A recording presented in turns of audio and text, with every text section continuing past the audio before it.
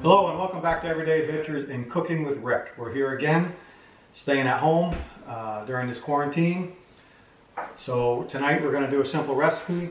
Tonight's recipe is actually something, it's a pasta recipe. It was so simple. It's pasta alla Gricia. Now it's something I never heard of, and I have to give my cousin Romualdo in Italy a shout out for this one, for the idea. So he asked, my wife and I were fortunate enough to go to Rome a couple years ago. And he said, did you have this pasta dish, pasta alla Gricia?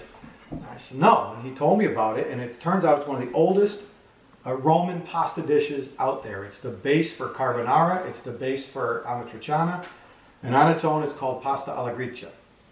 So tonight we're going to make that. There's only 4 ingredients. Again, a shout out to Romualdo in Italy and his family. Thank you for the idea. And we're going to try and make this as good as you would. So what is it? It's pasta. I've got some homemade spaghetti that I made a little while ago. You can use boxed pasta. It's typically made with spaghetti. The only other ingredients are guanciale. Now guanciale is cured pork, but it's very specific. It comes from the cheekbone, from the cheek of the pig. So I got a funny look from the camera lady, my wife. It's the same as every other part, but guanciale is from the jowls, the cheekbones.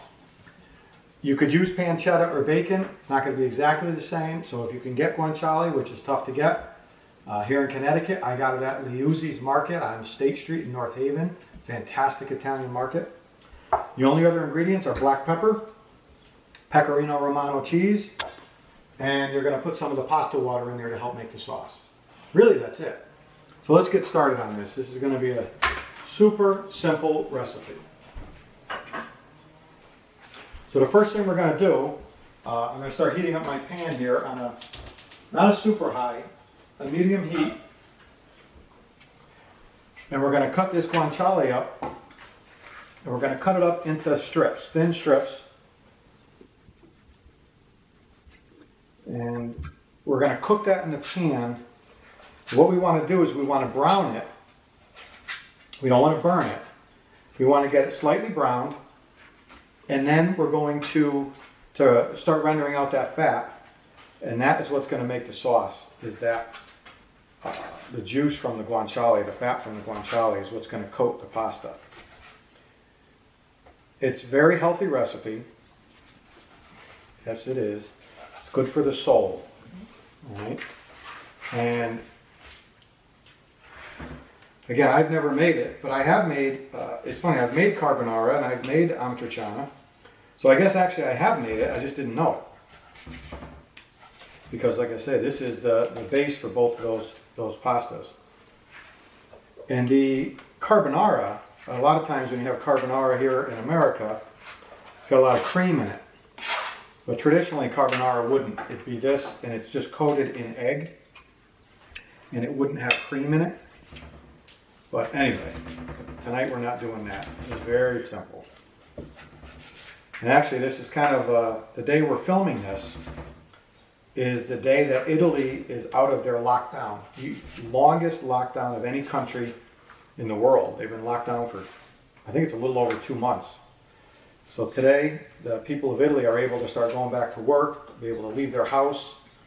They're probably heading out to the coffee bars. That's their favorite place to go, is stand at the bar and have a coffee and a croissant in the morning and meet everyone in the neighborhood. So here we go. So now we're going to put this in the pan and start browning this. All right, so I got my pan heated up. We're just going to throw the guanciale right in there. We don't need any olive oil because there's a lot of fat in the guanciale. So there's really no need to put any olive oil in the pan. That pan's a little hot, so I'm going to turn that down. We don't want to brown this too quickly, because then the fat won't render out enough to actually make the sauce. So I've turned that down more to a medium-low, and we're going to let that cook. That's probably going to take, I would say, a good 15 minutes to get it a crispy brown, not burned, and to get that fat to render out. All right, so let's let this cook about 15 minutes. I've got my water boiling. I'm going to come back in a few minutes and we're going to put that pasta in there. Now it's homemade pasta, so it's only going to take a couple minutes. So we'll come back in about 10-15 minutes and see how that guanciale is doing. All right, excuse me. I don't know if you can see in there, but look at that. It's nice and brown. Can you see? All right. The fat is rendered out, which is going to make our sauce. So it looks really good. It's been cooking for about 12-15 minutes, somewhere in there. So now what we're going to do is we're going to add about a teaspoon of black pepper into there. Okay. And then we're going to add our pasta to the water, which is already boiling and already salted. Again, this is spaghetti that I made. You can just, obviously use box pasta, or you could use linguine, whatever kind of pasta you want. I think traditionally it would have been with spaghetti. Now, again, this pasta doesn't take too long because it's fresh.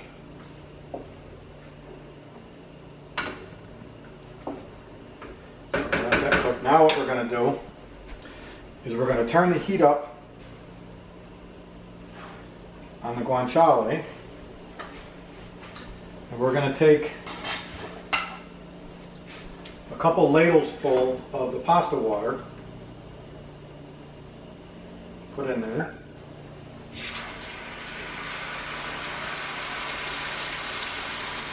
And we're going to let that cook down and start to reduce. And this is where our sauce is from the drippings from the guanciale, the black pepper, and now some of that pasta water.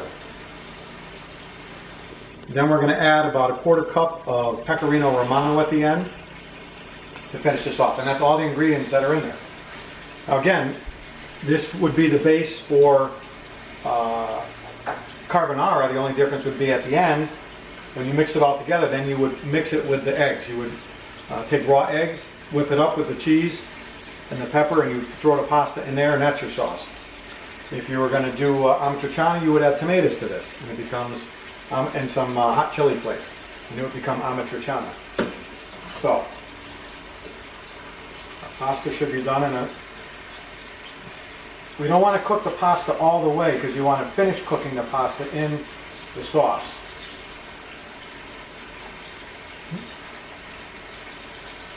Another minute on the pasta, and then we'll throw it right in there. Now you can see this is starting to thicken up a little bit, which is what you want. You're reducing the water down. I want to thank Romualdo again for having this idea, because this is going to be a good meal.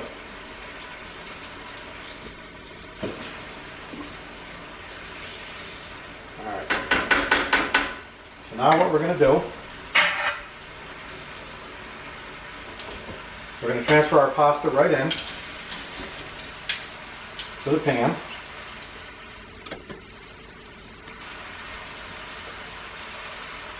This is the equivalent of about a pound of pasta, if you had a 1 pound box of pasta.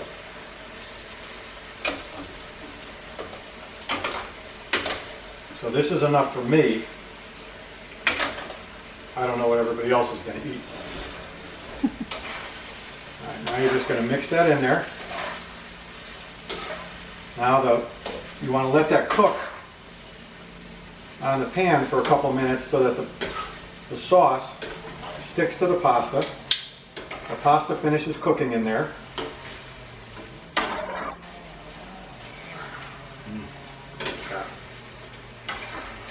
I wish you could smell this. Now we're going to add our Pecorino Romano cheese, about a quarter cup.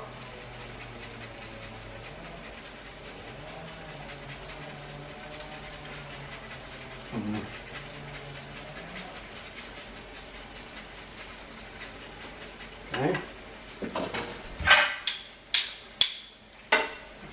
We're going to mix that in. Wow. Now the story goes that this recipe started with the shepherds in Italy because the guanciale was a cured meat they could carry around with them. The dried pasta and the dried cheese, and this is something they could make out while they were, I guess, watching their sheep. This is the story. She's giving me dirty looks on the camera. This is what I heard. I looked it up on the internet. Okay, now we're going to come over and plate this and try some. Okay, so here we go. We've got our pasta alla Gricia. We'll get some of that guanciale on there.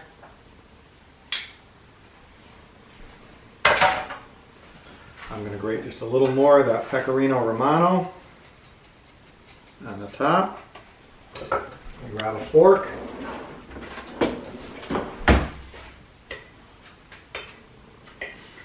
I've got to try this.